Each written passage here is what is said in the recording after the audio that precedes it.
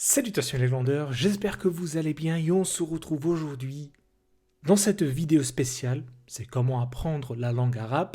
C'est une vidéo qui m'a été demandée par la communauté, par les glandeurs. Ils m'ont demandé de faire cette vidéo afin de les aiguillonner vers les meilleures possibilités pour justement apprendre cette langue.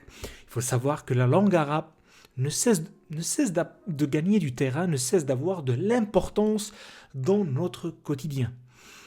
Bien évidemment, la langue arabe ne peut exister sans la religion musulmane. C'est même la religion musulmane qui a propulsé en quelque sorte, durant le 21e siècle, la langue arabe. Que ce soit en Europe, en Asie et tout récemment en Amérique, la langue arabe est devenue importante, essentielle pour certains, notamment pour comprendre ou pour mieux comprendre la religion musulmane.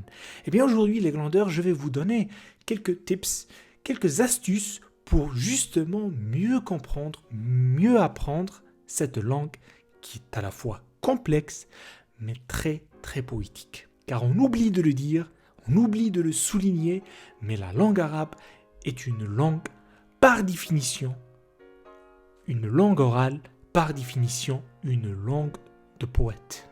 La première chose, les glandeurs, que je vous conseille à faire pour apprendre une langue, quelle que soit la langue, c'est de s'habituer justement à la phonétique. Et en l'occurrence, à la phonétique arabe. Il faut savoir que la phonétique arabe est très différente des autres phonétiques des langues indo-européennes. Donc, avant de commencer à s'intéresser à la linguistique arabe, il faut primordialement s'intéresser à la phonétique arabe. C'est une langue, comme je l'ai dit, qui a des sons très différents des langues indo-européennes, comme l'anglais, l'allemand, le français, l'italien, etc. Ils ont leur propre son et sonorité, si vous voulez. Mais la langue arabe, c'est une langue sémitique, elle a sa propre phonétique, qui ressemble un petit peu à l'hébreu, bien sûr, parce qu'ils descendent de la même langue qui est chabito-sémitique. Et là, et durant l'apprentissage, les glandeurs, j'ai remarqué que les gens ont du mal à prononcer, ou tout simplement, ils n'arrivent pas à faire la distinction entre plusieurs sons. Par exemple, le ka et le ka, le ta et le ta. C'est des sons qui sont propres à cette langue. Il faut s'habituer à l'oreille, s'habituer à faire la distinction d'abord entre ces sons-là que je viens de produire et ensuite arriver à les produire soi-même. Et là, c'est très compliqué parce qu'il faut solliciter tout l'appareil phonétique pour justement produire les sons ka, ta, za, tha, fa, kha, etc. C'est des sons, comme je l'ai dit, qui sont propres à la langue arabe. Le mieux, les glandeurs, c'est d'écouter cette langue à travers les podcasts, à travers les vidéos, d'apprivoiser en quelque sorte ces sonorités avant d'entamer l'étude de la langue, de la grammaire si vous voulez. Parce que je vois plein de personnes prendre des livres de grammaire, essayer de bachoter tout cela, alors que ça ne sert à rien. Il faut d'abord maîtriser le son, maîtriser la phonétique arabe. Et il n'y a rien de mieux que d'écouter les podcasts, les vidéos sur YouTube en arabe et avec des sous-titres si c'est possible. Deuxième point, les glandeurs, après la phonétique, il faut apprendre la graphie. Et par la graphie, j'entends bien l'alphabet. Apprendre l'alphabet arabe. Quelle que soit la langue, le premier élément qu'un individu doit acquérir est l'alphabet. Vous aurez devant vous un alphabet singulier, comme je l'ai dit. Ce n'est pas le ABCD traditionnel. Ça sera un alphabet qui ne repose pas sur l'alphabet initial tiré de l'écriture latine. Il faut impérativement, les glandeurs, apprendre non seulement le son que chaque lettre produit, mais aussi ses différentes formes, au début, au milieu et à la fin. Cet élément est très compliqué quand on sait que la langue latine ou les langues latines ont deux formes d'écriture, la majuscule et la minuscule pour chaque lettre. Mais en arabe, c'est pas la même chose. chaque lettre subit une transformation graphique en fonction de sa place dans un mot. Donc, entraînez-vous à écrire ou à reproduire ces graphies sur un papier, sur une feuille, et surtout, apprenez leur forme et la sonorité. Chaque lettre a sa sonorité et ses formes. Vous devez les apprendre. C'est impératif. Il n'y a pas d'autre possibilité pour apprendre cette langue, malheureusement. Troisième point, les glandeurs, et c'est seulement ici que nous allons commencer à nous intéresser à la grammaire. La grammaire est essentielle. Que serait une langue sans sa grammaire? L'arabe, on a une compliquée. Étant natif, j'ai jusqu'à présent du mal avec la grammaire arabe.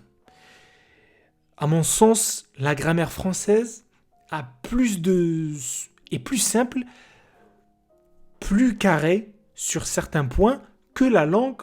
Et attention, on sait tous que la langue française a plein de subtilités et d'exceptions qui font durcir nettement la grammaire française. Avec la conjugaison, les déclinaisons et la structure des phrases, vous allez vous perdre. Le mieux, les glandeurs, c'est d'y aller mollo avec la grammaire. Pas besoin d'être un maître absolu de la grammaire arabe.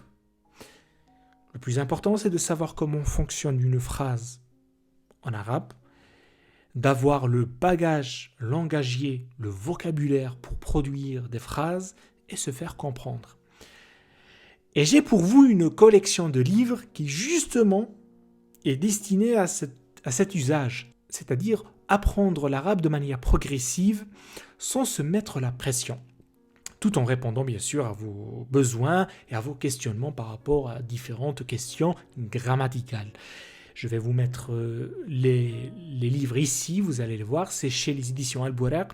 Ils viennent tout récemment de sortir le 3e tome, c'est le niveau B1, B2, donc il y aura prochainement certainement le C1 et C2, et c'est des livres très complets. Vous avez des exemples, vous avez des podcasts, vous pouvez flasher le QR code pour accéder à une bibliothèque d'audio qui vont justement vous aider à enrichir votre vocabulaire, améliorer votre grammaire et surtout apprivoiser, comme je l'ai dit, les sonorités, la phonétique arabe.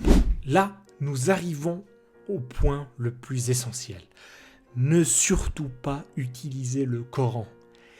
Combien de fois j'ai vu des gens prendre le Coran comme corpus d'études ou tout simplement d'entraînement. Et ça se fait partout, que ce soit dans les écoles ou bien des personnes qui veulent tout simplement apprendre la langue arabe. Ils utilisent le texte coranique pour s'entraîner. C'est faux, faut pas le faire, c'est mauvais, c'est pas bien. Et là, vous allez vous détruire, vous allez vous saboter. Il faut savoir que le texte coranique est un texte d'un niveau supérieur. Même les natifs n'arrivent pas à cerner toutes les phrases qui sont dans le Coran. Et de plus, le langage utilisé dans ce texte-là, les glandeurs, ne date pas d'aujourd'hui. Il date du 8e siècle. C'est un langage très ancien qui n'est plus utilisé aujourd'hui. C'est comme si vous prenez un roman français datant de l'époque classique et vous allez vous entraîner, vous allez apprendre la langue française. Certes, vous allez avoir un langage soutenu, un langage qui côtoie Racine, Corneille et Molière, peut-être. Même si Molière n'était pas forcément le plus classique des classiques. Mais ça sera une langue qui n'est pas en adéquation avec son temps, qui n'est pas dans l'air du temps, malheureusement. C'est une langue archaïque. Voilà pourquoi les glandeurs, je vous déconseille d'aller utiliser le Coran comme texte de référence ou comme texte d'entraînement. Petit à petit, vous allez avancer, petit à petit, vous allez apprendre les mots, les phrases, et peut-être après 1 année ou 2 années d'entraînement, vous allez commencer à étudier ou à lire le Coran avec une traduction en rapport avec votre langue maternelle. 5e et dernier point, les glandeurs, c'est le plus important, c'est celui qui déterminera votre succès, c'est ne lâchez rien. il ne faut rien lâcher. Je sais que ça peut vite devenir ennuyeux, mais ne baissez surtout pas les bras. Au bout de 3 mois, vous allez vous habituer au fonctionnement de cette langue. Vous allez vous habituer au mécanisme de la langue arabe. Et c'est très bien. C'est à partir de 3-4 mois que vous allez vraiment commencer votre apprentissage de cette langue. Pas avant, c'est bien après que vous allez commencer à apprendre la langue arabe et devenir, de surcroît, plus réceptif à cette langue. Enfin, comme toute activité les glandeurs, ça demande une certaine discipline et une mentalité solide.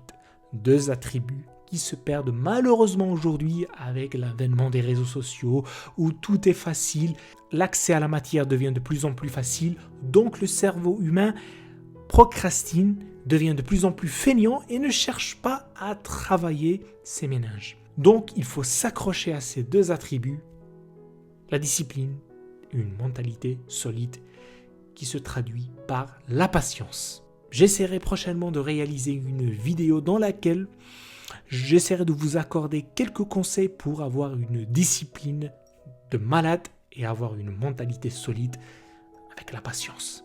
Et comme ça, j'espère que vous allez réussir à apprendre cette langue ou n'importe quelle autre langue, mais aussi réussir à s'accrocher à un projet. Lorsque vous entamez un projet, il faut le réaliser. Il faut bien le réaliser et surtout le mener à bout.